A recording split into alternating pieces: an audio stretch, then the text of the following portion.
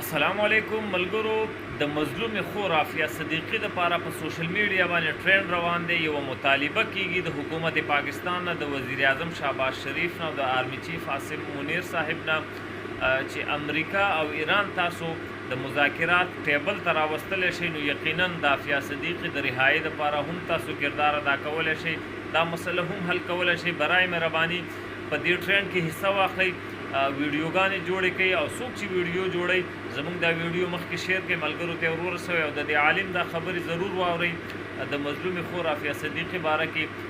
ډېرې دردناکې خبرې کړي دي، ضرور یې واورئ او مخکې هر مسلمان سره شیر کړئ. هغه ډاکټر عافیه چې د 86 سال دپاره هغه د امریکا په قید کې ده، هغه د انګریزانو په قید کې ده. هغه ډاکټر عافیه خپلې مور ته پیغام رالیږي، خپلې مور ته ریکارډ رالیږي او خپلې مور ته وایي مورې یو ځل خو به د ظلم داستان ختم شي، یو ځل خو به د ظلم او د بربریت دا داستان ختم شي، یو ځل خو به ما الله د دې جیل نه رها کړي. مور ته فریاد او جړا کوي، هغه وایس کې وایي مورې په دې نه یم خفه چې زه د کافرانو په جیل کې بندیوانه یم، زه د هغې په زندان کې بندیوانه یم. مورې قسم په الله ماله چې جړا راځي په دې خبره باندې راځي، زما مخې ته قرآن کلاو کېدي، زما مخې ته قرآن ایښی دی، ما ته وایي راشه په قرآن باندې خپه کېده، راشه د قرآن د پاسه وخېجه، تا هغه شپږ اتیا کاله قید دې ختم دی، تا موږ رها کوو. خو مورې یاد وساته تر اوسه مې دې کار ته زړه نه دی ښه کړی. حقه چې شپږ اتیا کاله قید کې د انګریزانو په جیل کې بندیوانه ده، د کافرانو په جیل کې بندیوانه ده، خو د هغې خور لا اوس هم غیرت برقرار دی، د هغې خور لا اوس هم ایمان برقرار دی، په هغه خور کې لا تر اوسه جذبه برقرار ده. او بیا خپلې مور ته په دې ریکارډ کې وایي هره شپه امام الانبیا په خوب کې وینمه، بېګا مې امام الانبیا په خوب کې وکتو، امام الانبیا مې مخې ته راغی، امام الانبیا جړا کوله، وی ما ورته الله رسوله جاړمه، خو زما په وجه جاړې پام چې ونه جاړې، زه دا تکلیفونه برداشت کولی شم، زه دا زولنې برداشت کولی شم، زه دا ستم برداشت کولی شم،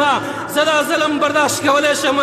امام الانبیا ته وی زما په وجه مه جاړه، کو ته جاړې ما ته تکلیف سوا کېږي، کو ته جاړې ما ته درد سوا کېږي. ما ته خوب کې امام الانبیا وی عافیه صدیقی ستا دپاره نه جاړمه، عافیه صدیقی ستا په حال نه جاړمه.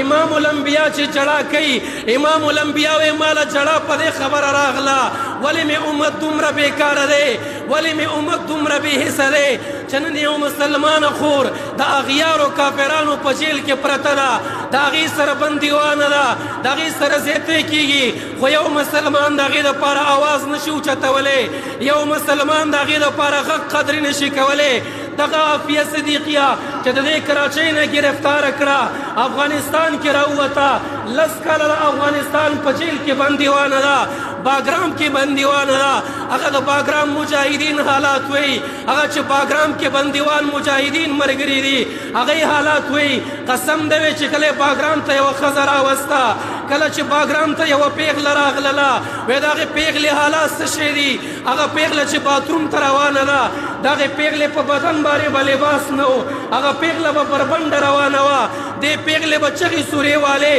په دې دومره تشدد کړی دی، په دې دومره ظلم کړی دی، همیشه به یې چغې والې. هغه د باګرام مجاهدین ملګري وایي موږ بوک هړتال کړی دی، موږ خوراک نه کوو، موږ څښاک نه کوو، تر څو په دې ښځه باندې دا ظلم راکم نه کوي، په دې باندې دا بربریت راکم نه کوي. وا د امت مسلمانو جوانانو، وا د حکمرانانو، وا د کرسیو خاوندانو، نن په عافیه باندې ننګ نه کوئ، په چا ننګ کوئ، نن عافیې دپاره اواز نه کوئ، چا دپاره یې کوئ، نن د عافیې دپاره چغه نه ووئ، د چا دپاره ووئ. قسم په الله درته کومه تابعدار یم د خپلې خور د عزت دپاره، د هغې د عفت دپاره، د هغې د ننګ دپاره. هغه عافیه نن هم چغې وایي وا محمد ابن قاسمه، وا محمد ابن قاسمه. هغه محمد ابن قاسم چې د عربستان نه را روان دی، هندوستان ته راغی، د یو ناهیدې خور دپاره تمام هندوستان یې فتح کړی دی، تمام هندوستان یې د خپل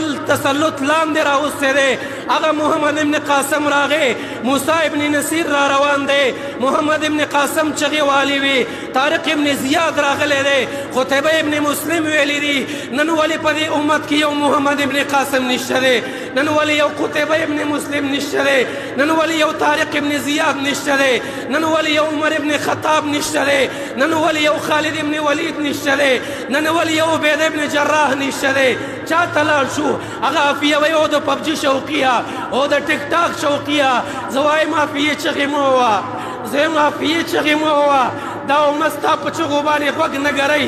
زه یم عافیې ژړاګانې مه کوه دې امت کې نن محمد ابن قاسم نشته نن طارق ابن زیاد نشته نن قتیبه ابن مسلم نشته نن موسی ابن نصیر نشته دی ته چغې مه ووه موږ خپلې پبجیانې ولې نه کوو موږ خپل فیسبوکونه ولې نه کوو موږ خپلې ټیک ټاکې ولې نه کوو چې د هغې خور دپاره چغې سورې وو د هغې خور دپاره چغې وو هغه رها کړې او د وخت حکمرانانو او د وخت باچاهانو او ځوانانو څنګه الله له ورځئ او ځوانانو الله ته څه وایې چې خور دې د اغیارو په جیل کې بندیوانه ده او داسې تسلط او داسې ظلم په یو ورځ کې ورسره 10 انګریزان جنسي تېری کوي په یو ورځ کې ورسره 10 انګریزان ته په ځان راوله زما خور بندیوانه ده تو وایه چې زما خور د انګریزانو په جیل کې ده یو ګینټې دپاره برداشت کولی شي یو منټ دپاره برداشت کولی شي چې ستا خور د انګریزانو په جیل کې قسم دی زه خو یې نشم برداشت کولی ما ته عافیه خپله خور ښکاري ما ته عافیه خپل ننګ ښکاري ما ته عافیه خپل غیرت ښکاري ما ته عافیه خپل شهامت ښکاري خو افسوس چې نه امت مسلمه خبر دی او نه چغې چا واورېدی او نه ته څوک خبر دی